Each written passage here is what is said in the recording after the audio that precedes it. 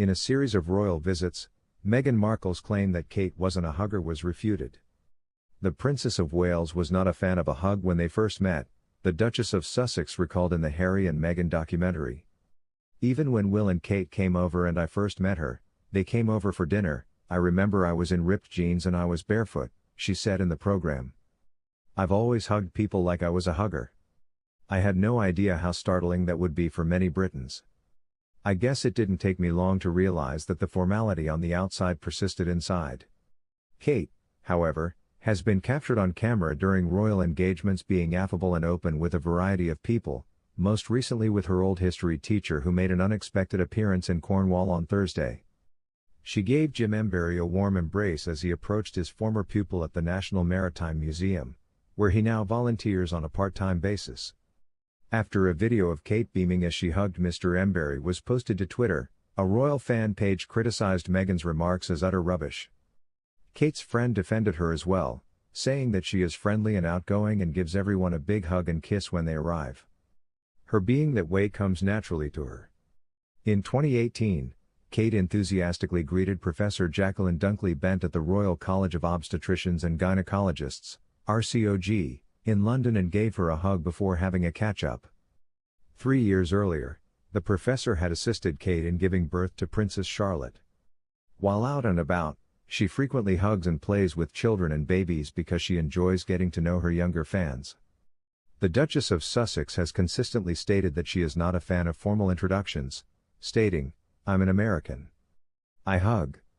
When Meghan joined the royal family, her close friend Bonnie Hammer, the head of Universal Cable, remarked, the guards would greet her and walk her in.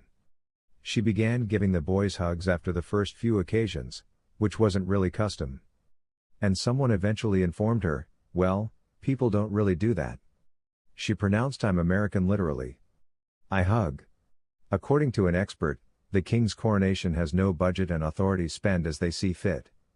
In fewer than 12 weeks, the King's coronation is scheduled to take place. According to a royal specialist, the coronation of King Charles III, which will take place in May, has no budget and that officials will spend how they see fit. According to reports, the King had earlier expressed his desire for a scaled-down event that would last only 60 minutes. Royal correspondent Richard Palmer remarked, "You get the notion that they have no idea, that there's no budget, no real logic, we will simply do it how we see fit and see how much it costs later," on the most recent episode of the Daily Express Roundup. Nearly all of these royal engagements, according to Mr. Palmer, showcase Britain at its best, I believe most people, most British taxpayers would say, he told anchor Pandora Forsyth. He said, the Queen's state burial, for instance, and the German Hanover Karachi from Scotland, in reference to such occasions. So many people applauded the BBC's coverage of that, and indeed, the press coverage of it, and the manner that the palace, and the government organized those things, he remarked, referring to the state burial of Queen Elizabeth II in September. Mr. Palmer did, however, predict that some people, including Republicans, would start complaining about the cost of it. Then he mentioned a few recent instances that, unrelated to the royal family, have sparked discussion about the current cost of living crisis. But in the grand scheme of things, he added, it will be a minor sum of money compared to, say, the £15 billion lost on PPE that was never going to be used.